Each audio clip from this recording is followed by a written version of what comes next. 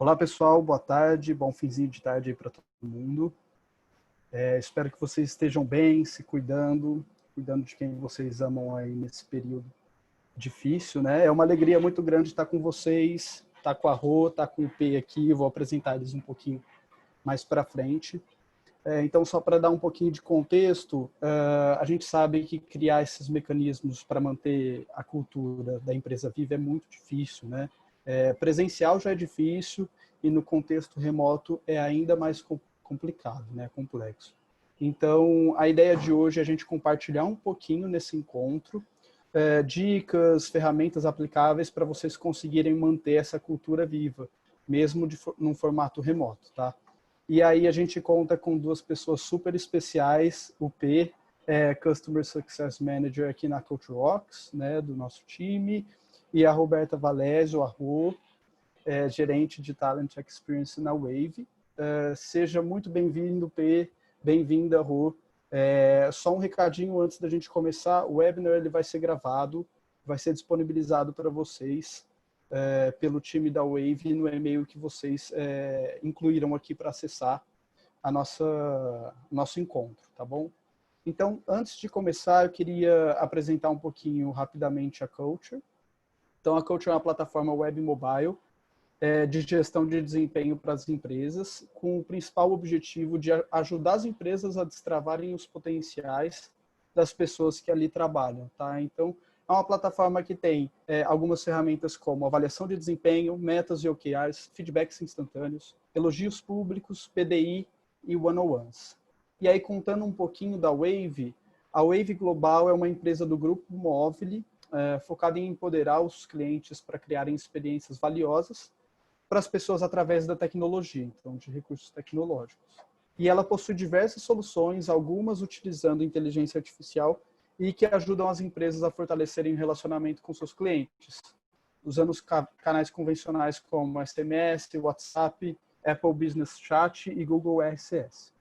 Então, só para a gente já iniciar, eu queria, antes de tudo, puxar vocês para participarem aqui conosco. Vai aparecer uma enquetezinha na tela de vocês. A enquete vai trazer o seguinte tema: qual é o maior desafio que vocês têm enfrentado para manter a cultura organizacional da sua empresa viva nesse contexto remoto, tá?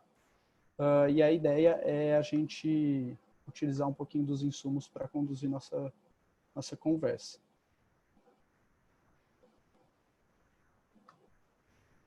Deixa eu dar uma olhadinha aqui.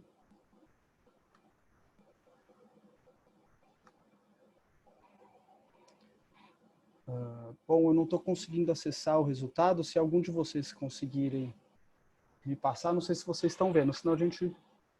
Boa, deu certo para mim agora. Bom, então, o principal ponto que foi trazido aqui é gerar o senso de pertencimento nas pessoas, né? Mesmo que à distância. Então, esse foi o principal ponto que apareceu junto com garantir que as pessoas vivam a cultura em toda a sua jornada enquanto colaborador. Muito legal. São dois temas que têm super relação com o que a gente vai tratar aqui, então acho que a gente vai passar por todos eles, tá?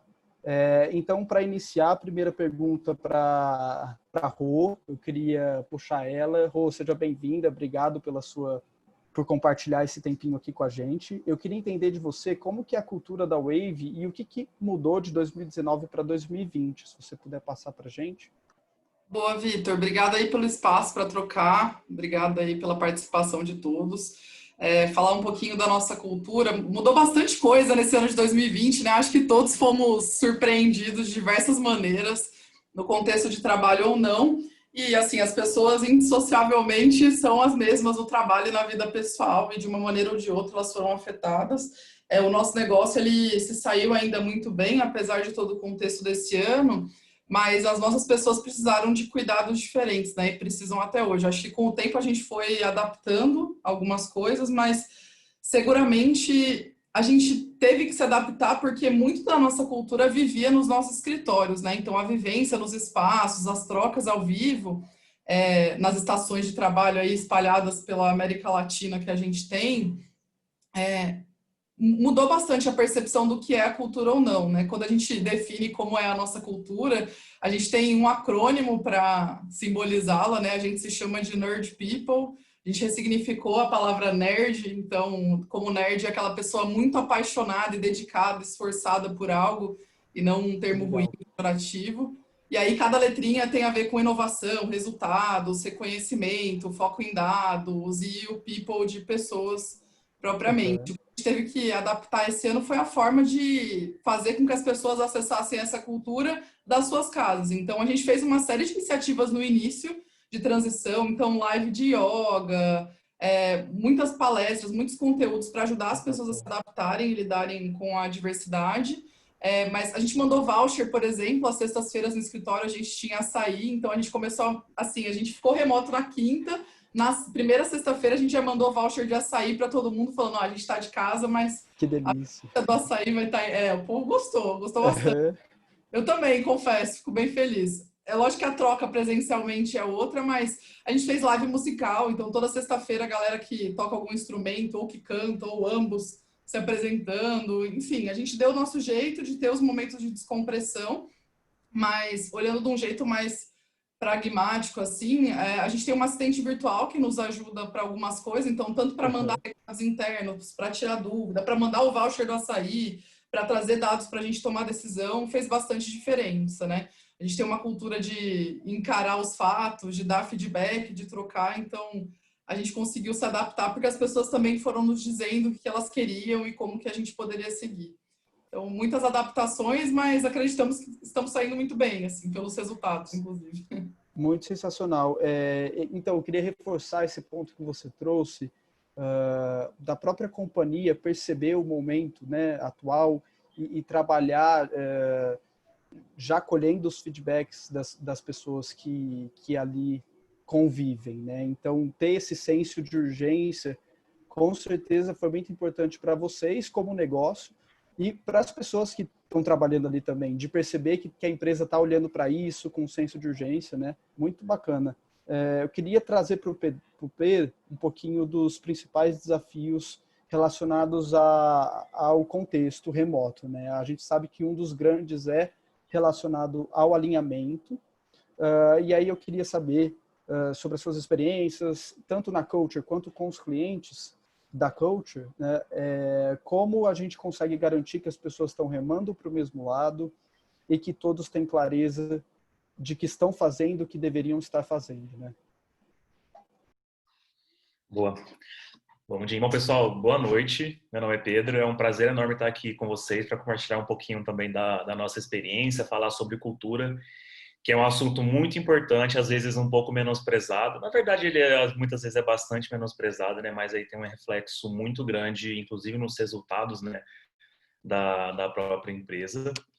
E nesse contexto de trabalho remoto e alinhamento, aqui na Culture a gente trabalha com OKRs. Para quem não conhece, basicamente o OKR bem resumidamente mais ágil de trabalhar com metas, então permite a gente trazer para ciclos bem mais curtos, né, de execução. E isso tem um reflexo, querendo ou não, na nossa própria agilidade, o quanto a gente olha para a execução de fato, né? Então dá a mesma importância para o planejamento, como também para a execução. E, assim, com o contexto, né, da pandemia, todo mundo foi bem estressante, né, para todo mundo, e basicamente fez com que a gente tivesse que jogar nosso planejamento todo no lixo e começar tudo de novo em tempo, assim, coisas de uma semana. E o fato, né, da gente trabalhar com OKRs facilitou muito essa etapa, porque a gente não precisou, né, de toda aquela burocracia para rever tudo, a gente conseguiu fazer com bastante agilidade. Então, isso forçou, né, que a gente se adaptasse com uma velocidade, acho que nunca antes vista, pelo menos pela minha geração. E o fato, né, da gente ter conseguido se adaptar muito rápido e ter passado, né, por esse período até que bem, né, sem grandes reflexos negativos, né, nos nossos resultados, isso tem um fato muito interessante também com a nossa cultura de transparência. Como a gente passou por esse período muito instável, a gente tinha que garantir dois pontos muito importantes. O primeiro, que todo mundo estava remando para o lado certo, porque nesse cenário de problemas, né, muita gente começa a pensar em diversas soluções, em várias ideias para sair daquele problema, mas era importante que todo mundo tivesse pensando em executando ações que remassem, né, para o mesmo caminho. E, ao mesmo tempo, era muito importante que todo mundo soubesse o que realmente estava acontecendo com a empresa, qual que era o próximo passo e qual que era a estratégia que a gente estava tomando, né, para sair desse cenário. E um ponto muito legal é que o nosso corpo diretivo, o nosso CEO, eles sempre foram extremamente transparentes com a gente sobre dados financeiros, sobre dados de cancelamento de contrato, de congelamento de contrato, que foi muito recorrente. Então, a empresa inteira, a gente tinha encontros diários para ter reportes sobre a nossa situação. Então, a empresa toda sabia o que estava acontecendo, qual seria a estratégia que a gente faria amanhã, não era nem mais mês que vem ou semana que vem. O que a gente vai fazer amanhã. E uma herança que isso deixou, antes a gente tinha alguns alinhamentos, a gente chama de all hands, né? Eram reuniões a cada 2 semanas, para basicamente cada time dar um status sobre o que está acontecendo. Então era um momento bem legal para a gente ficar sabendo, né? O que cada time estava desenvolvendo, estava entregando, etc. E hoje a gente não faz mais diariamente, a gente está fazendo 2 vezes por semana e é um momento muito interessante que a gente até ressignificou esses encontros para deixar eles mais produtivos, para ser um tempo bem investido, né, para a empresa toda estar nesse momento, onde cada time compartilha seus aprendizados, que eles que desenvolveram, aprenderam na última semana, a gente compartilha cases de clientes. Então é uma forma assim muito rica de troca da gente realmente ter nessa noção bem mais detalhada de tudo que tá acontecendo, né? Então a gente tem essa parte da transparência que é muito positiva, falando por mim, né, que sou um colaborador, dá uma motivação muito grande. E o segundo ponto, que é o alinhamento, na questão da execução. Então, aqui na Culture, é uma coisa que a gente traz muito das OKRs também, que é o foco muito grande em execução, além de planejar, né, de fato, entregar o que a gente planejou. E tem uma ferramenta que ajuda muito a gente nesse sentido, que tá conectada, né, com a nossa one-on-one, que é o alinhamento de prioridades. Então, uma vez por semana, na segunda-feira, todo mundo faz o exercício de preencher, né, na nossa ferramenta quais são, por exemplo, as suas 3 principais prioridades. Então, o líder tem visibilidade dessas prioridades e ele pode comentar e alinhar sobre isso. Será que aquelas 3 prioridades são todas que realmente são as mais importantes para esse momento? Realmente são as mais urgentes? Então, é um exercício muito interessante de, primeiro, a liderança garantir que, de fato, o que é mais importante e urgente está sendo feito naquela semana. E o segundo é o próprio exercício, a cultura de planejamento, que é cada pessoa individualmente, no começo da semana, pensar realmente o que eu quero entregar, o que é mais importante, o que é mais urgente, e acabou a semana, eu entreguei tudo? Se não, por que eu não consegui entregar tal coisa? O que será que aconteceu? Será que eu não priorizei bem? Será que eu dei mais tempo para coisas que não eram mais importantes? Enfim, então, sim, são atividades e recursos que fazem com que, falando de cultura, que a gente de fato esteja inserido numa cultura de execução, numa cultura de transparência e que, querendo ou não, tem um reflexo aí muito grande na forma como a gente interage, na forma como a gente pensa no nosso trabalho e, querendo ou não, consequentemente, tem um reflexo nos resultados que a gente entrega como empresa. E por último, além, né, desse alinhamento através, né, das prioridades, um ponto muito importante da nossa cultura são as one-on-ones. Então, hoje, pelo menos no time de Customer Success, a gente tem encontros quinzenais para falar não só de planejamento de trabalho, alinhamento de prioridades, como também sobre desenvolvimento, sobre o nosso futuro, sobre feedbacks, para o líder e a líder coletarem feedbacks. Então, também é uma prática que tem uma liga muito boa com todas as outras práticas de gestão de desempenho, cultura e desenvolvimento. Então, é muito importante e a gente recomenda muito que essa prática aconteça. E ela pode depender muito também, né, do nível de senioridade de cada liderado e liderada. Pessoas mais seniors podem ter uma frequência, né, um pouco maior e pessoas mais júniores uma frequência um pouco mais curta, né, uma vez por semana. O ponto muitos líderes têm muitos liderados e uma pergunta muito comum: nossa, mas eu não tenho tempo, né? Tudo bem, a gente pode repriorizar essa atividade de acordo com a senioridade, definir frequências diferentes, né? Mas o importante é que isso aconteça pelo menos uma vez no mês, que vai ser um tempo, dedicado muito importante para tratar sobre todos esses assuntos que são essenciais para gerenciamento de execução, resultados e cultura. Muito legal. Você trouxe alguns temas bem interessantes que eu queria puxar com a Rô, que está muito relacionado com essa cultura, né, com essa cultura de feedback. O alinhamento ele vai depender da frequência com que o feedback é dado ou com a qualidade que o feedback é dado, então acho que tem tudo a ver. E aí eu queria entender um pouco com a Rô como que na Wave é estimulada e vivenciada essa cultura de feedback nesse contexto principalmente remoto, né? Boa, Vitor. Tem muito a ver com o que o Pedro falou, que vocês acreditam bastante na culture, não à toa a gente é parceiro, né? Acho que aqui a gente tem algumas estratégias, especialmente nesse contexto que a gente está vivendo, para reforçar que a gente valoriza muito a autonomia das pessoas como donas das suas carreiras e, enfim, as principais decisoras desses processos e caminhos aí, independente se a carreira é para uma função de mais liderança ou de maior especialização. Só que a gente tem um ciclo muito bem estabelecido ao longo do ano, então a gente tem processos semestrais em que a liderança se reúne para fazer uma validação, uma avaliação formal do tracking de carreira da pessoa. A gente tinha, antes da pandemia, encontros que eram mensais entre a liderança da área e o time de gente, e esse, por exemplo, um exemplo de reunião e de fórum que a gente mudou completamente depois da pandemia. A gente entendeu que eram reuniões que ficavam cansativas e pouco pragmáticas e funcionais no contexto remoto. Então, a gente deu uma revisitada no nosso processo anual para trazer mais dados para a liderança e também para ajudar as pessoas a, enfim, guiarem de um jeito melhor o desenvolvimento delas, especialmente nesse momento. A gente fez uma série de grupos focais, então o time de gente se reuniu com grupos aleatoriamente formados dentro das equipes para ouvir como eles estavam se sentindo, o que eles tinham de proposta, o que estava funcionando ou não, as principais dores. Então, logo quanto a gente foi remoto, a gente começou a sentar com as pessoas para ouvi-las. A gente tinha esse hábito de fazer isso periodicamente, vamos dizer que semestral ou anualmente, mas a gente passou a fazer isso com muito maior frequência esse ano. Isso guiou algumas ações nossas, como, por exemplo, a gente fez uma campanha do Dia do Feedback. Então, um dia a gente treinou a liderança sobre como dar feedback, no outro dia a gente treinou 100% da operação de Brasil e 100% de Latam, para garantir que todo mundo estava apto. E aí, no dia 3, a gente fez uma ação de todo mundo trocar feedback na empresa. A gente deu alguns templates, reforçou quais eram os melhores caminhos, a gente estimulou as pessoas para que elas pedissem.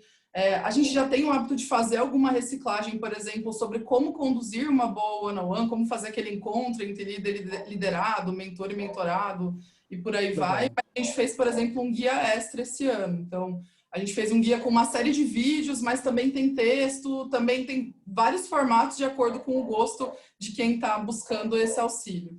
E o que é mais interessante na minha visão assim é que as nossas metas na área de gente aqui na Wave são todas atreladas a NPS. Então, é o NPS da pessoa que passou pelo processo de seleção, é o NPS da pessoa que passou por um encarreiramento, progrediu de carreira, é o NPS da empresa toda sobre compensação e benefícios. Então, a gente mede as nossas metas a partir da satisfação das pessoas. Então, a gente meio que, se a gente coloca a meta baseada na satisfação e não na entrega, no desenvolver, fazer, projetar, a gente também diz para as pessoas que para a gente é mais importante que faça sentido. Então, essa cultura de feedback ela é muito vivenciada desde os indicadores, mas até o jeito do nosso CEO trabalhar. Então, por exemplo, toda sexta-feira ele tem uma live com o Brasil e toda segunda com o Latam, onde ele tira dúvidas anônimas que a galera manda.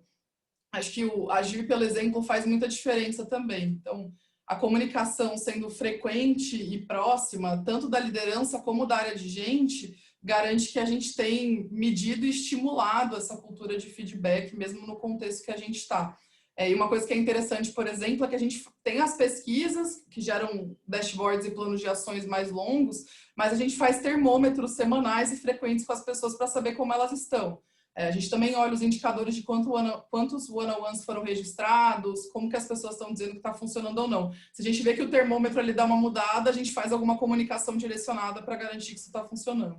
Muito legal. Muito legal. Essa proximidade, né, das pessoas que com certeza faz a diferença para estimular a fomentar a cultura, né? Totalmente. Boa, muito bom. Eu vou abrir para mais uma enquetezinha para vocês, para a gente também trazer o pessoal para participação. Está sendo um papo muito rico. Enquanto a enquete vai para o ar, eu queria falar um pouquinho sobre um dado muito interessante que a gente tem, que é um dado que foi originado por uma pesquisa do Google. Tem no site do Google que se chama Rework, depois vocês dão uma olhadinha por lá, porque é muito bacana, muito rico. E ela traz que pessoas que acreditam trabalhar em um ambiente altamente seguro, psicologicamente falando, né, um ambiente confortável, são 50% mais produtivas, 76% mais engajadas e 50% mais propensas a permanecer na empresa. Então, às vezes a gente sabe do impacto de ter um ambiente confortável, um ambiente psicologicamente seguro, mas essa pesquisa ela transforma essa percepção que a gente tem em dados, né? Então é muito bacana olhar para isso e a importância que isso tem na nossa rotina, no nosso dia a dia. Da nossa pesquisinha aqui, da nossa enquete, então a pergunta era: você acredita que o seu líder ou a sua líder, se o seu líder ou a sua líder tivesse clareza de como você se sente no dia a dia, isso poderia trazer um impacto positivo na sua performance? Então, isso, grande maioria, aí 72 dos 75 votos foram para sim. Então, isso mostra o quão importante é a liderança estar próxima e alinhada com o seu time, as pessoas do seu time, tá? Então, puxando um gancho um pouquinho para esse dado que eu trouxe, eu queria voltar para o P. A seguinte pergunta: como promover esse ambiente seguro no contexto remoto, para que as pessoas se sintam à vontade? Para compartilhar com suas lideranças como estão se sentindo, ou trocar feedbacks de forma sincera e transparente, tá? Perfeito. Bom, Mundinho, acho que para começar, né, essa resposta, eu acho importante explicar um pouquinho melhor sobre o que significa, né? Segurança psicológica é um termo bem amplo que pega vários aspectos de bem-estar, né, no ambiente de trabalho.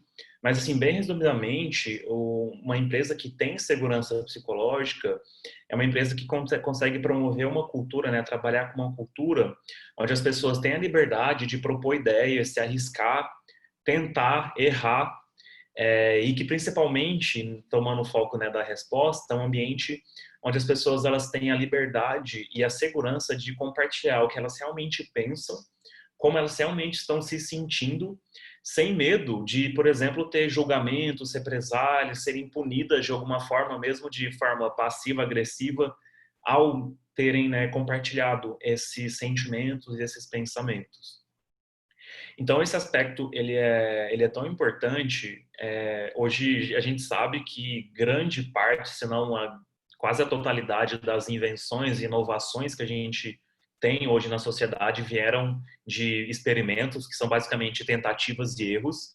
Então, a empresa que pune severamente as pessoas que tentam está basicamente aí, de forma bem, bem ruim, matando a inovação. Porque essas pessoas que são julgadas, elas são punidas por terem tentado e errado, possivelmente elas não vão fazer isso novamente, ou muito dificilmente, né, vão fazer isso. Então, esse aspecto é muito importante para, como o assunto é cultura, inovação, a gente sabe que é uma coisa extremamente essencial para, né, o nosso contexto empresarial. E falando da questão de sentimentos, por que é importante, né, que a gente tenha liberdade, né, de se expor? Tem um projeto, uma pesquisa muito interessante do Google, ele chama Projeto Aristóteles. Ele não é tão conhecido assim como o Projeto Oxigênio, que fala mais sobre liderança, mas o Projeto Aristóteles, o Google queria entender o que tinha por trás dos times incríveis, né, dentro da organização, e o que eles tinham em comum. E um dos pontos exatamente que eles encontraram, dentro, né, de outros, era exatamente a segurança psicológica. Eles tinham nessa cultura dentro do time, não só para expor o que eles pensavam, mas também para trocar feedback no dia a dia de forma saudável, de forma direta, sem muitos rodeios, de forma que realmente a gente trouxesse inputs muito bem interessantes, né? Para a liderança poder atuar, tomar decisões e melhorar basicamente os processos, melhorar a condição de trabalho, de bem-estar, de vida das pessoas, né, que fazem parte desses times. E nesse contexto, é muito importante que a liderança, principalmente, esteja assim, extremamente próxima, ainda mais no contexto que a gente vive hoje, não está mais tão pegando como pegou no começo da pandemia, mas ainda em contexto remoto, proximidade, mesmo que distante, continua sendo muito relevante. E claro que quando a gente voltar para o escritório, as empresas que voltarem, né, full time para os escritórios, não quer dizer que a gente não deva deixar, né, de ser próximo, né, muito pelo contrário. Mas enfim, então nesse sentido, quando nesse contexto a gente tem a capacidade, tem a liberdade, a segurança de compartilhar como a gente se sente, e a liderança perguntar para as pessoas como elas passaram na semana delas, como que elas estão se sentindo em relação às suas entregas, à sua produtividade, em relação aos fatos, né, e aos fatos que elas experienciaram, é um fator muito importante para você citar dois principais pontos.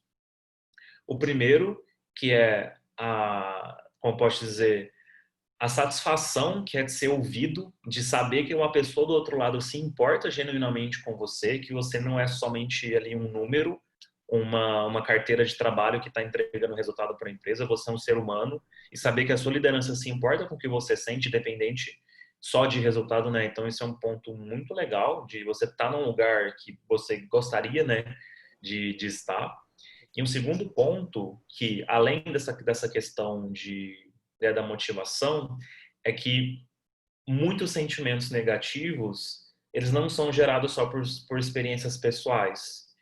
Eu falo disso porque é um medo muito constante de liderança. Eu já ouvi vários relatos de líderes que evitam perguntar porque não querem ter que lidar com situações desconfortáveis quando a pessoa comenta algum problema pessoal. E a gente, líder não é psicólogo, né? Não, muitas vezes não tem muito o que fazer nesse contexto. Tem medo, né, de não saber responder ou de ficar numa saia justa. Mas o ponto não é esse. O ponto é que muitos desses problemas de sentimentos negativos são gerados pelo próprio trabalho. Seja, por exemplo, por processos que são ineficientes, por atividades que drenaram muito energia ou comunicação ineficiente com outros times, relações interpessoais que estão gerando estresse, retrabalho, enfim, eu posso citar aqui N situações profissionais que vão trazer sentimentos negativos. E o sentimento negativo tem um efeito negativo no nosso desempenho, né? Tem inclusive algumas pesquisas que citam que quando a gente está experienciando sentimentos positivos, a gente tem a capacidade até de resolver problemas de forma mais criativa, a gente é mais produtivo e às vezes até mais engajado no nosso trabalho.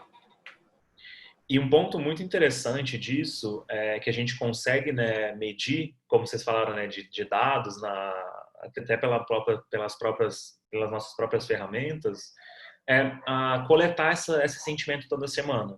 Então, com isso, a gente chama de pulso de sentimentos. O líder, além de ter a visibilidade de qual é o sentimento e poder atuar nesse sentimento, a própria pessoa o próprio colaboradora tem mais um canal para poder se expressar. Eu mesmo, falando, né, particularmente, eu não tinha essa prática proativa de procurar a minha líder e falar: Beatriz, essa semana eu tô mal ou essa semana eu tô bem? A não ser que ela me perguntasse, a gente não se encontrava com tanta frequência para falar, né, especificamente disso. Então, além, né, desses dois pontos, é um fato que facilita muito o líder e a líder tomarem decisões. Porque ao investigar, vocês conseguem descobrir o que está causando esse sentimento negativo, por exemplo, aqueles exemplos que eu trouxe, né, recentemente, e mais importante, pensar em ações para mudar aquele cenário. Então, bem resumidamente, falei demais, o objetivo de gerenciar sentimentos, a maior parte do tempo, sentimentos positivos. Porque sentimentos positivos têm um efeito muito legal em resultado, em performance, em bem-estar, em cultura, enfim, todo mundo quer, né, tá num lugar que é confortável, enfim. Então, é um ponto muito importante. E só citando aqui um case bem rapidamente de uma de nossas clientes, é uma líder, ela compartilhou com a gente que nesse contexto remoto, ela achava que ela sabia como as pessoas estavam, e quando a gente lançou, né, o post de sentimentos lá, ela compartilhou comigo que ela ficou muito surpresa porque ela chegou à conclusão que, na verdade, ela não sabia de nada. Não, assim, de nada, né, mas ela foi pega muito de surpresa porque ela achava que estava tudo bem, Só que das opções que a gente pode marcar, além do sentimento, né, começou a aparecer muito carga excessiva de trabalho e demandas inesperadas, e que ela não tinha visibilidade, que as pessoas não estavam procurando ela proativamente para relatar isso. Ou talvez porque tinham medo, ou talvez porque não tinham oportunidade, né, de falar isso.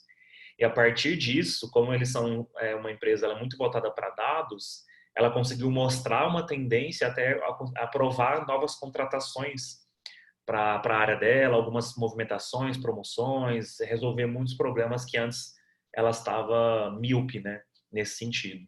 Então, são alguns exemplos bem legais que a gente pode ter quando o assunto é gerenciamento de sentimentos.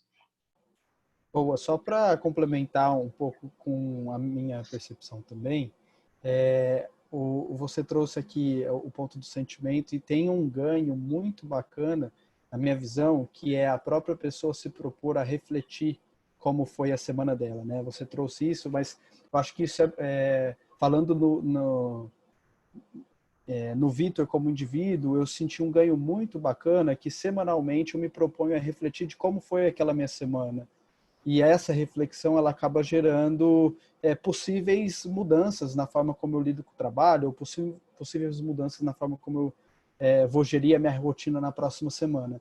Então, isso faz a gente se provocar a autorrefletir semanalmente, né? Boa, muito legal. Eu queria entender com a Rô agora um pouquinho de como, qual é a importância da tecnologia e da inteligência artificial no RH. Traz um pouquinho da sua percepção de como isso ajuda na manutenção da cultura, que eu confesso que eu estou muito interessado, eu sei muito pouco sobre isso. Boa. Ai, Vitor, é uma jornada, assim, a gente tem aprendido muito aí nos últimos 2 anos sobre como fazer isso. Considero que a gente já consegue usar bastante tecnologia no RH, até um dos sonhos que eu tinha quando eu entrei na Wave, que eu coloquei na nossa parede, que isso também diz muito sobre a nossa cultura, aproveitando o tema nosso aqui, é que a gente queria tornar a Wave referência em Talent Experience para o mercado, e hoje a gente tem conseguido de diversas maneiras, contando um pouquinho de quais foram as motivações nossas para usar a tecnologia e trazendo um pouco dos benefícios e como funciona. Uma coisa que me chama muita atenção é que até eu trabalhei diretamente com inovação, não estava no RH na minha última função antes dessa aqui na Wave, é que 1/4 das funções, as tarefas que a gente exerce como área de RH, de gente, de people, seja lá qual o nome que a empresa faz, é facilmente automatizável com tecnologias que já estão disseminadas por aí, né? Então, se a gente não se adapta e não corre atrás de usar em benefício próprio e liberar tempo na nossa agenda para fazer coisas mais estratégicas, a gente acaba ficando obsoleto muito rápido. Acho que a gente está desde a década de 80 falando de um RH mais inovador, mais disruptivo, mais... Enfim, as buzzwords vão mudando, mas essa demanda por um RH com outro papel não é de hoje, tem mais de 40 anos que a gente fala um discurso muito parecido. Então, a gente tentou inverter esse Pareto usando a nossa assistente virtual, ela é a Ada, ela tem um nome, até o nome dela é pensado por um porquê, assim, é o nome da primeira programadora mulher, é o nome que está rolando em vários eventos de mulheres na tecnologia, inclusive, e ela tem nos ajudado de diversas maneiras. O surgimento da Ada veio quando a gente teve um processo seletivo para vagas de Customer Experience em volume, a gente só tinha uma recrutadora na ocasião e a gente precisava colocar muita gente para dentro rápido e o processo ia ser extremamente parecido, né? Então a gente fez um botzinho que era bem básico, bem simples, foi no final de 2018, mas ele já atendeu muito bem. E as pessoas na pesquisa de nova cultura de feedback, a gente perguntou o que as pessoas acharam, falaram, nossa, eu nunca fiz um processo assim, muito legal, a gente quer mais. E aí uma solução que foi feita no time de RH ali dentro, a gente falou, vamos envolver a galera de tecnologia e começar a fazer isso de um jeito diferente. Então, essa solução que partiu de um bot que não era uma pessoa, era um robozinho mesmo, pedia informações, era bem um formulário, a gente começou a personificar e humanizar aquilo, né? Porque a gente trazer a inteligência artificial, a tecnologia para a experiência das pessoas pode ter uma vantagem muito grande de liberar tarefas operacionais do RH, mas pode ser um malefício para a cultura, né? Se eu sentir que a área de gente não quer falar comigo, não quer cuidar de mim, não quer me dar uma boa experiência. Então, a gente começou a construir essa persona lá no início de 2019, e aí, para o fim do ano passado, ela foi para a rua, ganhou nome, os candidatos começaram a falar, e a gente passou a ter duas soluções em tecnologia diferentes aqui dentro. Então, tem uma ADA para quem é candidato e uma ADA para quem é funcionário. A gente linka a experiência da ADA com o nosso sistema de recrutamento, com o nosso sistema de avaliação de performance. Então, ela é muito conectada com tudo isso. Então, ela não é um sistema a mais, um processo a mais, um ponto de contato a mais, ela é conectada. E até trazendo um outro número que eu acho interessante, é que 89% de todo o C-level das empresas, segundo um estudo da McKinsey que eu puxei aqui, acredita que o foco no usuário é super importante. Por que não também no RH, né? Então, a gente olha todos os nossos produtos aqui, não tem a caixinha da fulana, vai daqui até ali, do ciclano, vai daqui até ali. A gente olha para toda a jornada e como que ela pode ser incrível das pessoas entre descobrirem que a gente existe até o dia que elas pedem para sair ou são mandadas embora, seja lá por qual motivo. Então, a gente pegou essa jornada e escolheu pontos em que a gente queria que as pessoas tivessem uma experiência incrível, surpreendente, e usou a tecnologia nesses pontos de contato. E aí vai desde... A gente faz um evento e a gente usa a ADA para coletar os leads do evento. Então, as pessoas que participaram, por exemplo, de um processo seletivo nosso, ou de uma palestra da Wave, alguma coisa assim, e tem interesse, elas entram num fluxo de lead com a ADA e ela fala tanto da nossa cultura, como da nossa empresa, como dela mesma. Ela tem uma personalidade super legal. Inclusive, ela é a pessoa mais querida do time de gente aqui. Então, a gente personificou muito esse uso da tecnologia na persona da ADA, né? Nessa estagiária do RH que a gente tem. Ela tem um sonho, ela tem um lado nerd, ela tem meta no painel de meta da empresa. Então, a gente tomou muito cuidado para que a tecnologia fosse próxima e fosse evidente, né? Então, hoje a gente usa tecnologia em vários pontos, desde geração de lead, no processo de recrutamento, no processo de onboarding. Então, você recebe o computador em casa, no contexto remoto, e aí você ganha um código para você mandar para a ADA, e aí você recebe a senha do computador, não vem um papel com a sua senha, porque não seria muito amigável, né, em termos de segurança da informação. Aí, em treinamento, a gente acaba de dar um treinamento, a gente manda uma pesquisa de NPS, tudo isso a gente faz por lá. A gente quer lembrar as pessoas de preencher o one-on-one, de fazer o one-on-one. A gente, por exemplo, amanhã, quarta-feira, vai ter uma mensagem relembrando a turma de agendar a próxima one-on-one. Então, a ADA, ela cuida de tudo isso, sempre nesse olhar de como que eu surpreendo as pessoas incrivelmente, né? Hoje a gente tem, então, esses dois bots separados. A gente tem uma FAQ, então eu quero saber como é o cálculo do meu bônus. Eu mando a palavra bônus e a ADA me dá as instruções.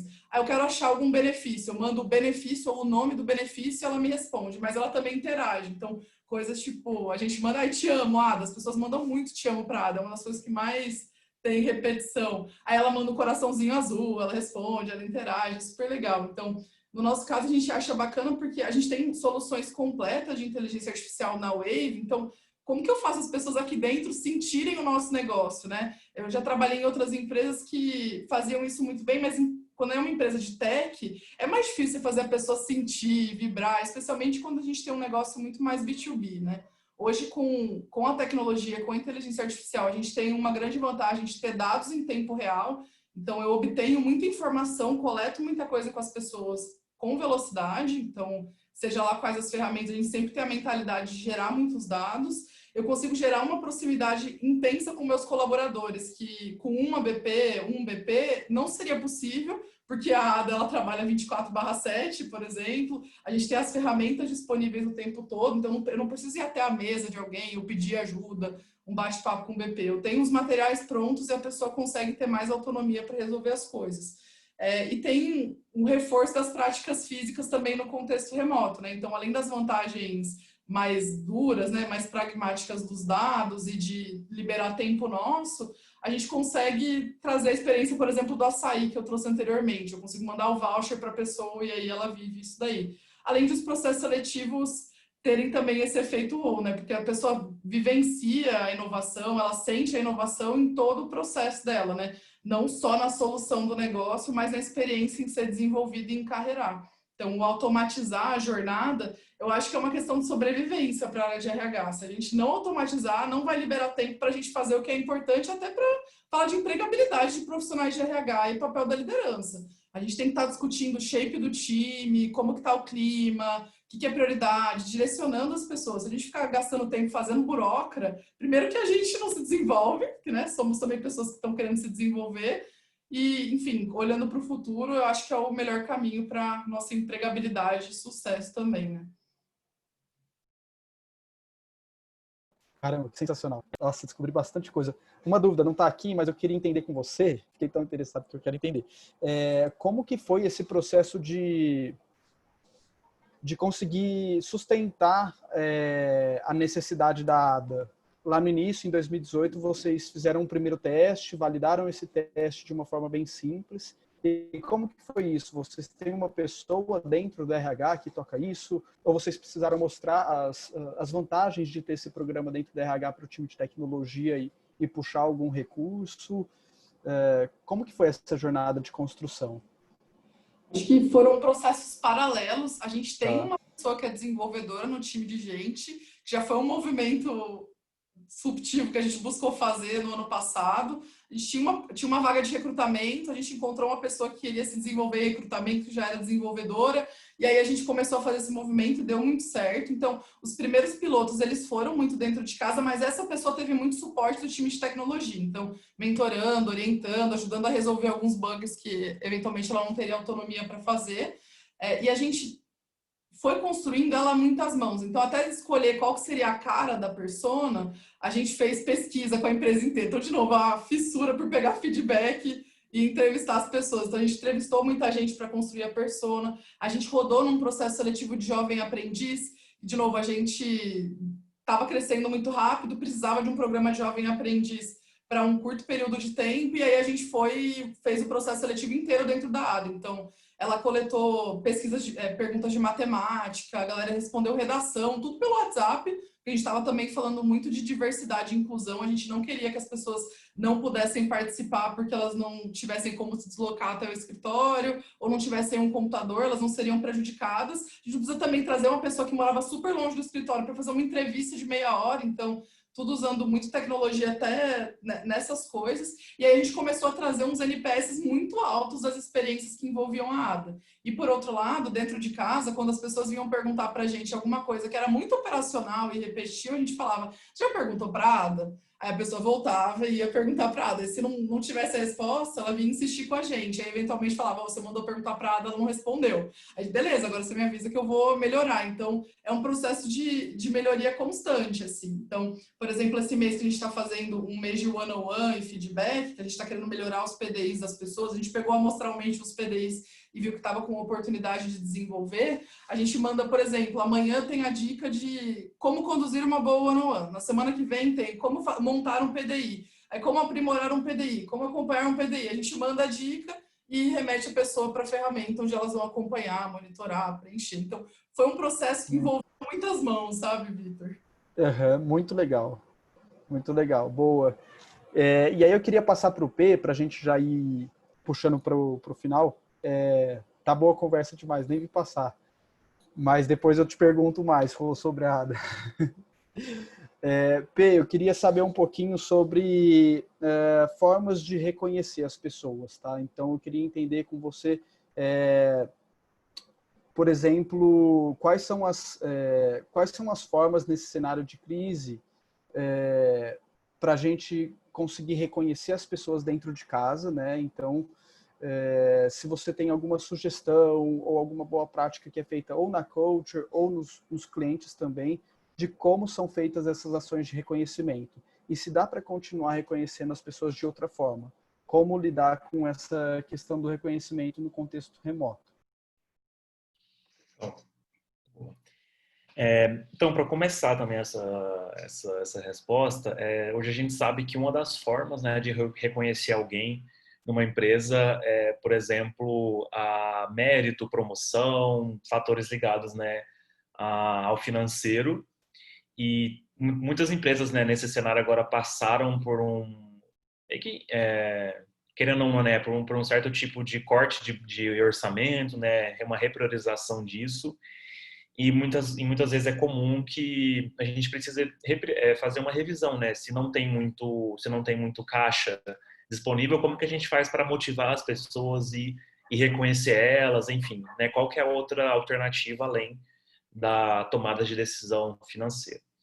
E nesse ponto, eu vou trazer aqui dois dados muito interessantes de duas pesquisas. A primeira que é da BCG de 2014, e eles trouxeram que a apreciação e o reconhecimento, eles são o principal driver de felicidade no trabalho.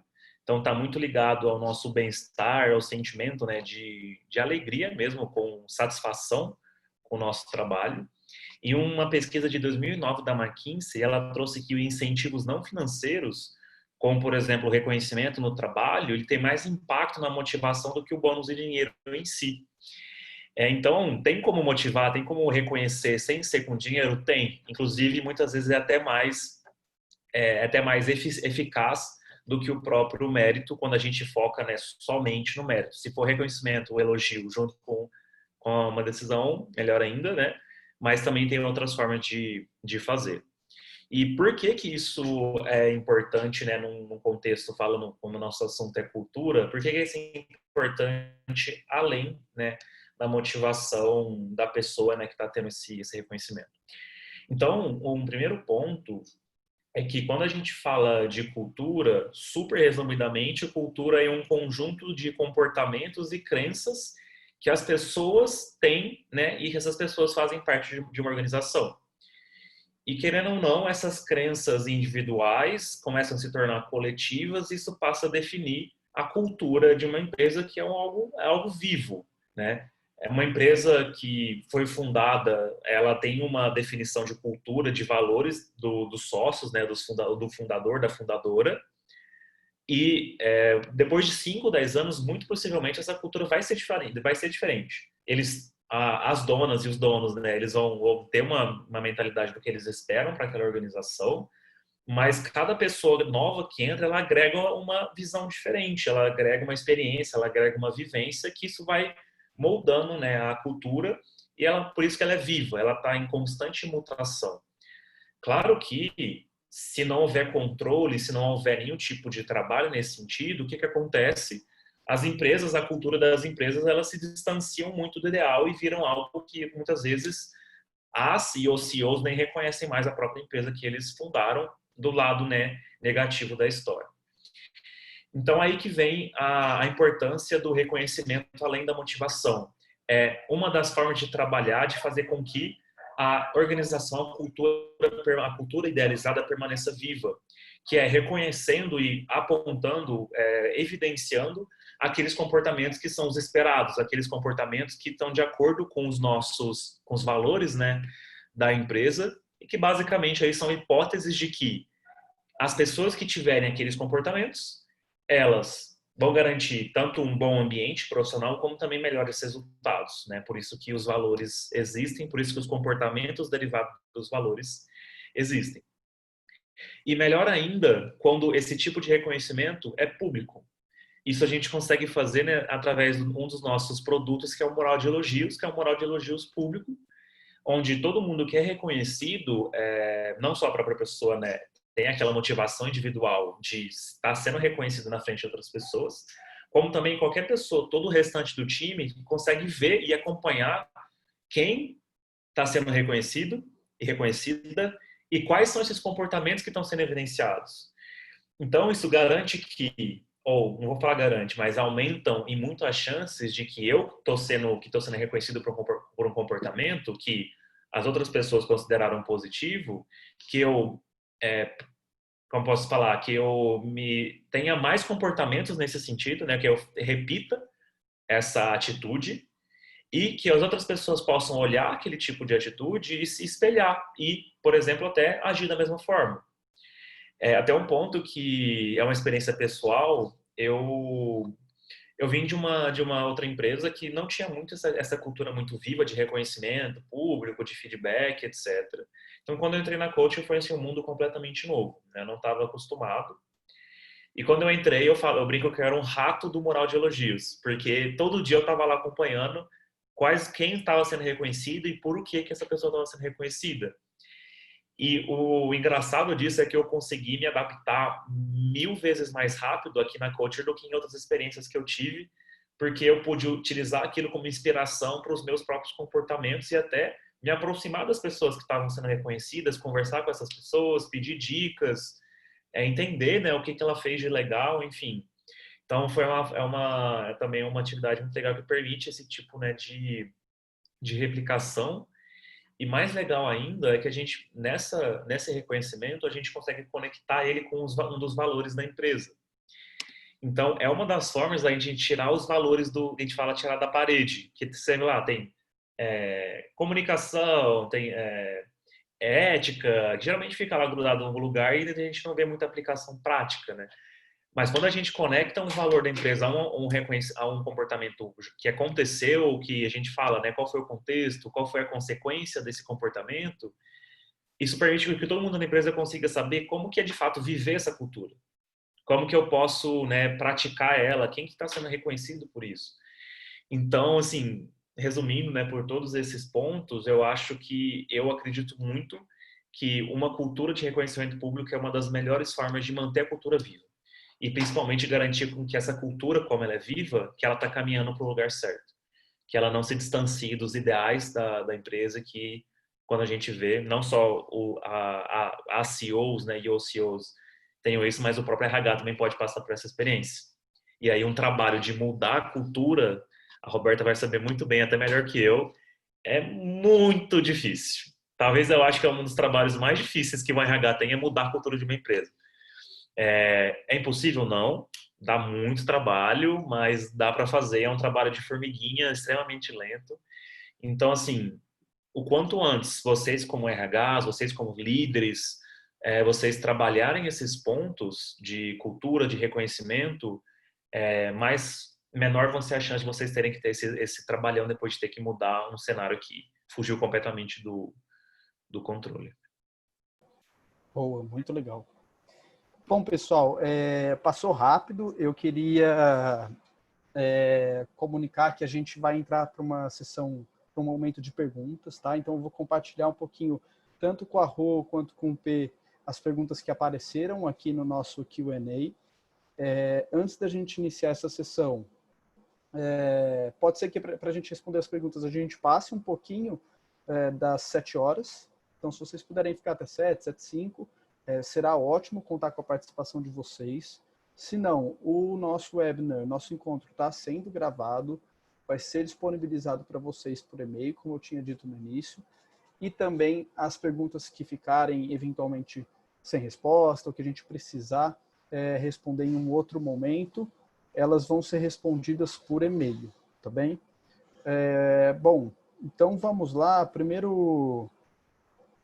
A primeira pergunta eu queria direcionar para a Rô, que é uma pergunta... Deixa eu apresentar aqui. É a seguinte pergunta. Em uma situação onde já se sente que o pertencimento deu uma caída nos colaboradores, você tem alguma sugestão do que implementar para engajar essas pessoas novamente? Qual a alternativa, a estratégia que a gente pode ter para esse tipo de situação? Boa, Vitor. No caso, eu tendo a acreditar que não tem uma solução que é única. Eu sei que nem a expectativa da pergunta, mas eu gosto muito de usar o modelo mental do design thinking, sabe? Então, tem momentos em que eu exploro e momentos em que eu tomo decisão. Então, eu começaria investigando com as pessoas do porquê, né?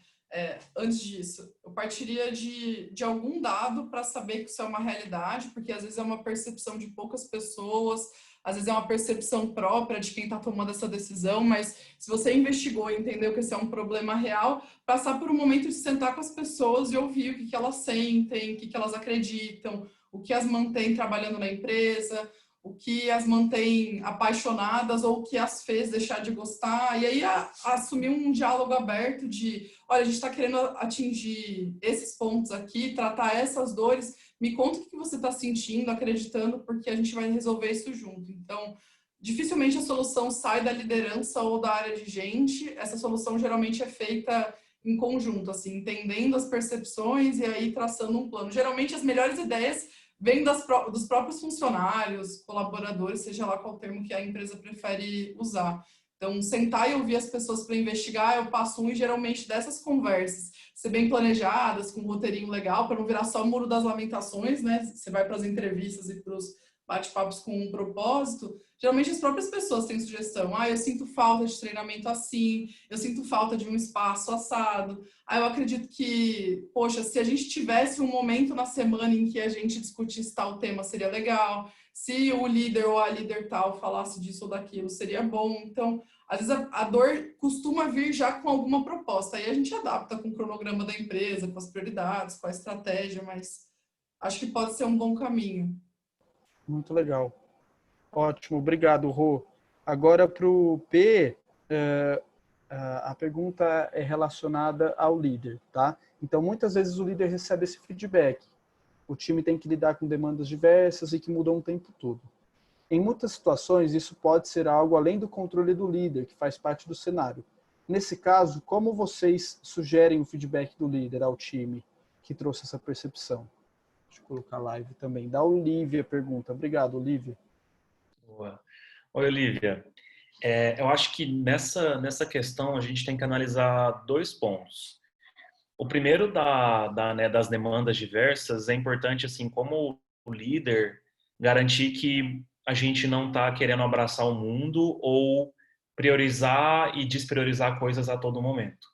Então, acho que uma primeira atividade é garantir que a gente está fazendo o que é mais importante, o que é mais urgente agora, e não fazendo toda e qualquer atividade com toda e qualquer oportunidade que aparece a todo momento.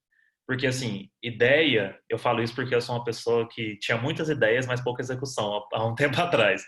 Eu queria fazer tudo, mas na hora de fazer sempre aparecia algo mais interessante, amanhã, né?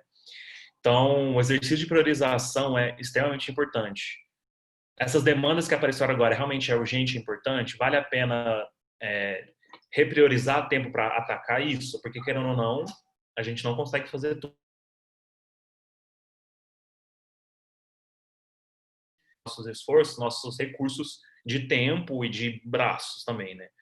Então, garanto que vocês estão fazendo o que é mais importante e urgente. E o segundo ponto é normal que cada pessoa, cada liderado ou liderada tenha uma experiência particular com pressão e com demandas inesperadas. Então, é importante, nesse sentido, acho que principalmente através das one-on-ones, conversar com essas pessoas, entender como elas estão se sentindo em relação a isso e ajudá-las nessa parte de priorização.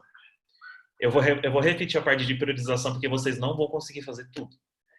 A não ser que as pessoas trabalhem 10 horas por dia, mas eu acredito que esse não seja muito a nossa intenção nesse momento, por mais que muita gente esteja fazendo isso, porque parece que na pandemia o trabalho triplicou, né? Mas, enfim, garanta que, então, resumindo, priorização e entender como as pessoas estão ajudando e ajudar elas nessa etapa ou até entender como que elas podem ser mais produtivas. Pode ser também um ponto que elas estão trabalhando de uma forma ineficiente, gastando muito tempo em coisas que poderiam ser feitas mais rápidas ou fazendo coisas que até eram menos importantes do que essas demandas que apareceram. Um exercício que a minha líder faz bastante comigo nas one-on-ones e que eu gosto muito de fazer essa reflexão, ela pergunta: Pedro, nessa semana o que mais tomou seu tempo? E você acredita que tem uma forma mais eficiente de fazer isso? Ou uma forma de automatizar essa atividade? E geralmente eu não fazia muita essa reflexão, né, proativamente, e quando ela faz a pergunta eu tenho que refletir e pensar. E foi muito legal porque por diversos questionamentos desse a gente já formulou várias coisas que tem como a gente fazer mais rápido, e eu pensei até em várias soluções para o meu próprio trabalho. Desde reformular a minha agenda, por exemplo, não colocar reuniões com meia hora de espaço, porque naquela meia hora eu não faço nada, é meia hora perdida. Então, assim, eu posso ficar aqui citando várias etapas, mas, resumindo a última parte, tente entender com seu liderado e liderada como que eles podem ser mais produtivos no dia deles. Ajude eles, mentore eles nesse processo. Vai ser um ponto importante também vocês conseguirem absorver mais coisas. Boa, P, muito bom. Ainda da Olivia, ela queria entender com a Rô qual a ferramenta utilizada para o bot. Então, surgiu essa dúvida. No caso, a gente usa uma ferramenta que é própria da Wave, então a gente tem uma plataforma de AI conversacional, que a gente chama. No caso, a gente optou por fazer no WhatsApp, por entender que era o melhor canal para conduzir as conversas com os waivers, que é como a gente se chama por aqui, mas dava para fazer em uma série de outros canais. Então, é uma ferramenta própria. Então, se você quiser saber mais, talvez, da ferramenta em específico, pode entrar em contato com o nosso time que está aqui na tela, Olivia, que a gente pode passar mais informações para você também. Boa, muito obrigado. E aí, continuando com a Rô, se você quiser passar um pouquinho também, Rô, porque eu acho que ficou bem concentrado no P, mas como estimular que aconteçam esses elogios entre os colaboradores? Se hoje na Wave existe algum tipo de estímulo para os elogios públicos, ou se isso é mais concentrado em feedbacks privados, como que é? Além dos pontuais, né, das ocasiões, tipo, o dia do feedback que eu comentei que a gente faz, a gente usa também os canais internos e aí as ferramentas, inclusive a Culture, para estimular isso, mas a gente monta uns templates possíveis, porque às vezes a pessoa não reconhece, não elogia, porque ela não sabe como, né? Então a gente dá os modelos para a galera. A gente tem, por exemplo, uma imagem. Você quer colocar uma foto do que a pessoa fez, colocar o nome dela e como que ela faz, a gente dá esse modelo para as pessoas. E a gente tem ocasiões para isso. Vou dar um exemplo. A nossa festa junina, a gente fez um correio elegante em que as pessoas tinham que dar feedback e elogiar, porque foi recente, no contexto da pandemia. A gente coletou esses feedbacks e aí a gente expôs os exemplos e deixou aberto para todo mundo. Então, a gente fomenta em ações mais pontuais, porque na rotina a gente acredita que tem que estar implementado e tem que ser confortável para as pessoas darem nas one-on-ones, nas reuniões de time, nas reuniões mensais de resultado, mas até festa junina é motivo para fazer reconhecimento aqui. Pedro, eu também já vim de contexto em que isso não era muito usado, aqui eu também. Quando abre algum formulário, alguma campanha, eu já estou lá fazendo a lista de todo mundo que eu quero reconhecer. Muito bom, muito legal. E aí agora para o P, para ele contar um pouquinho sobre a experiência relacionada à implantação de OKRs. Então a pessoa traz o seguinte: tento implantar na minha empresa, mas sinto muitas resistências relacionadas à liderança. Então ela quer saber um pouquinho sobre essa experiência, dicas, sugestões para a implantação de OKRs nas empresas. Legal. Era não, desculpa, qual é o nome dela, perdão? Isso, é Gabi, desculpa, eu não tinha falado. Gabi, muito obrigado. Gabi, acho que nesse ponto, até para não me estender muito aqui, eu acho que um conceito bem interessante para a gente falar é sobre gestão da mudança. Eu não vou entrar nem tanto OKRs, porque você citou o ponto de resistência, eu acho que vai ser um ponto muito interessante. Eu até mandei para você privado um link para um e-book que a gente escreveu sobre gestão da mudança, é bem interessante. Depois você aprofundar nesse ponto. Mas, resumidamente, esse fato da resistência ela é muito, muito comum e ela está muito conectada à cultura. Por quê? Quando a gente quer mudar uma cultura, a gente quer mudar a forma como a gente fazia as coisas antes ou a forma como as pessoas trabalhavam, é natural que a resistência aconteça. O ser humano é uma espécie naturalmente resistente à mudança por diversos motivos, desde insegurança, desde acreditar, desde crenças, posso citar, o medo do desconhecido, o medo de ter um novo padrão de exigência de desempenho. Tem vários motivos e muitos deles são inconscientes. Então é natural que as pessoas sejam resistentes e que vocês encontrem resistências quando vocês queiram inovar, implantar novas práticas, mudar a forma como as coisas aconteciam. E querendo ou não, OKRs é uma das práticas que acaba sendo mais traumática, porque pouca gente entende o real valor disso. Porque antes a gente fazia meta uma vez por ano, agora eles vão ter que ter o trabalho de pensar em metas a cada 3 a 4 meses. Sendo bem implícito, é mais trabalho para eles. Ainda mais com o papel de liderança. Então, bem resumidamente, a dica que eu te dou nessa parte de resistência é extremamente importante que vocês demonstrem como RH por que vocês estão fazendo isso, qual problema vocês querem resolver e qual é o objetivo conectado com o negócio que vocês querem alcançar. Então, quando a gente fala qual que é a motivação, por quê e o que a gente vai resolver que está conectado ao negócio, isso aumenta a chance das pessoas serem menos resistentes em relação, né, a essa solução que a gente está propondo. Então, olha, hoje a gente quer acelerar a nossa decisão, a gente quer aumentar o nosso faturamento, a gente quer aumentar a percepção sobre os colaboradores, sobre a nossa estratégia, enfim, selecione alguns desses objetivos, comunique esses objetivos e o porquê vocês estão trabalhando com isso e traga principalmente as pessoas que são mais resistentes para próximo de você. Tira essas pessoas da praça e coloque elas no projeto. pede para ajudar elas, não só criticar, mas então como você faria de diferente? Então, abraça essas pessoas que não ignore a resistência, como pode dizer, não exclua, traz para perto. Quanto mais próximo, melhor. E acho que o último ponto nesse sentido, que é extremamente importante, que vocês acompanhem como isso vai acontecer e vai comunicando os resultados. E só um último ponto, OKR não é uma ferramenta de inovação. Isso é um ponto que muita gente acaba propondo OKRs porque a gente quer inovar. OKR não é uma ferramenta de inovação, é uma ferramenta de execução. Por que a gente fala isso? Porque muita empresa se frustra. Acha que vai colocar OKRs, que isso vai inovar, mas isso não acontece. Inovação, a gente tem uns conceitos diferentes. Então, tenha claro o propósito, comunique resultado e traga as pessoas para próximo. Isso aumenta a chance de aumentar, né, essa adoção, mas também depois fica à vontade para entrar em contato com a gente e a gente possa aí bater um papo bem mais detalhado sobre esse assunto. Boa, P, muito bom. Pessoal, a última pergunta, para a gente também não estender muito, eu queria direcionar para os dois.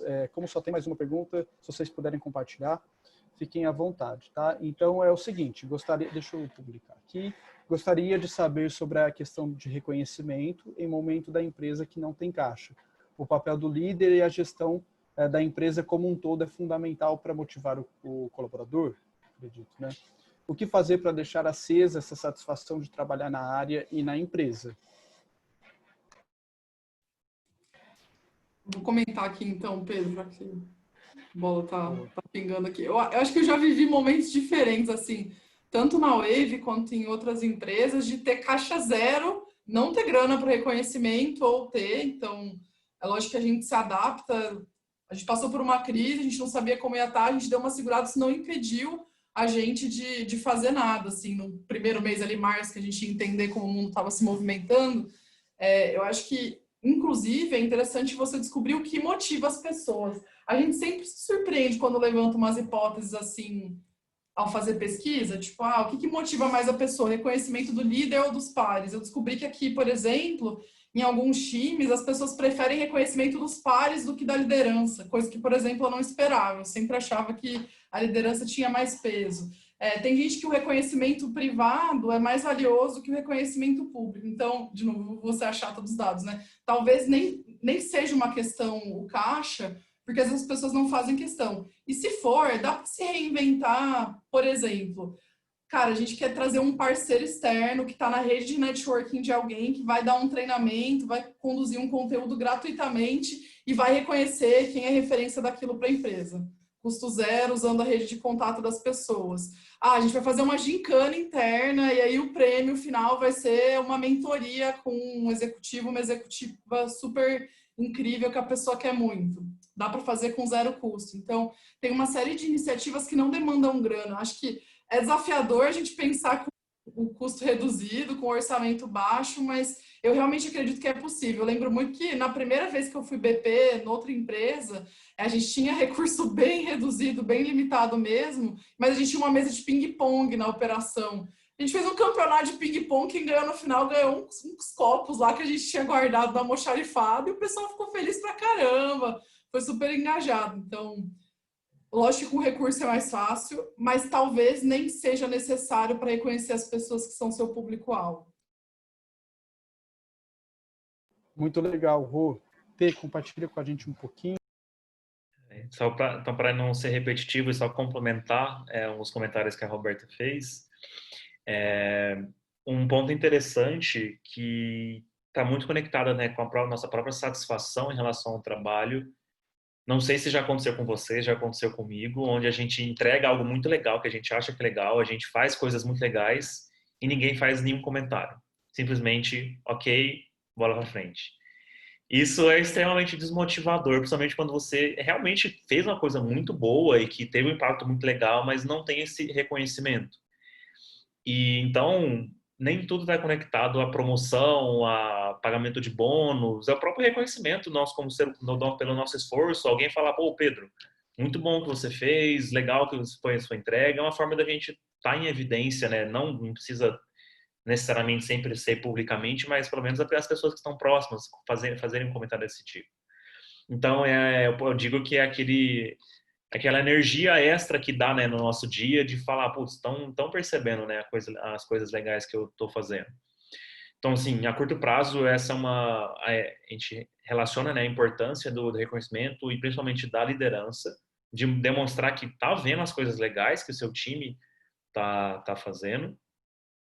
E, assim, falando a longo prazo porque, pelo menos a minha geração e as que estão vindo depois de mim, é uma geração extremamente ansiosa, entra na empresa em 3 meses, já quer saber, já quer promoção, já quer saber qual que vai ser o próximo passo. Essas pessoas, não, claro que não só elas, em níveis diferentes, mas todo mundo espera que alguma decisão seja tomada. E se uma decisão não for tomada para aquela pessoa, mas que pelo menos ela receba feedbacks constantes do porquê que ela está estagnada. Não adianta não reconhecer aquela pessoa nem por elogios, nem por promoção financeiramente, não fala para ela o porquê e o que ela tem que fazer para um dia alcançar a ambição de carreira dela, enfim. Então, isso também está muito conectado com o feedback. Pode ser que as pessoas pensam, né? Putz, eu vejo todos os meus colegas recebendo elogios no moral e só eu não recebo. Então, o que está acontecendo? Então, você está na liderança. A liderança deve estar muito próxima nesse sentido de dar feedbacks, realmente deem insights, deem ideias realmente práticas de como essa pessoa pode melhorar. Feedback é difícil, é desconfortável, mas é importante que a gente trabalhe como liderança e como RH dentro das empresas esse ambiente onde é mais fácil, é mais seguro, é menos desconfortável trocar feedback na medida que ele acontece, na medida que os comportamentos são observados, e a gente não espera aí uma vez no ano, depois de uma avaliação de desempenho, para falar como as pessoas estão se saindo. Hoje em dia, sentar uma vez no ano para fazer qualquer coisa é loucura. Então, acho que eu comentaria esses 2 pontos. Boa, sensacional. Bom, eu acho que é isso. Pessoal, Rô, EP, eu queria muito agradecer vocês pela presença, pela troca, eu aprendi bastante aqui com vocês. Está disponível aqui na nossa telinha um pouquinho o QR Code da Culture e também da Wave, para vocês acompanharem o que está rolando aí nas nossas 2 companhias. Contem com a gente, contem tanto com a Culture quanto com a Wave para passar por esse momento que não está sendo fácil. E é isso aí, eu gostaria de agradecer a oportunidade, agradecer o tempo de vocês, todo mundo que está aqui até agora e quem participou também. Reforço que o conteúdo foi gravado e a gente conseguiu passar por todas as perguntinhas aqui. Então eu acho que é isso. Pessoal, muito obrigado. Rô e P, espero até a próxima. Valeu, Vitor. Obrigada. Pessoal, boa noite. Valeu, Pedro. Um abraço.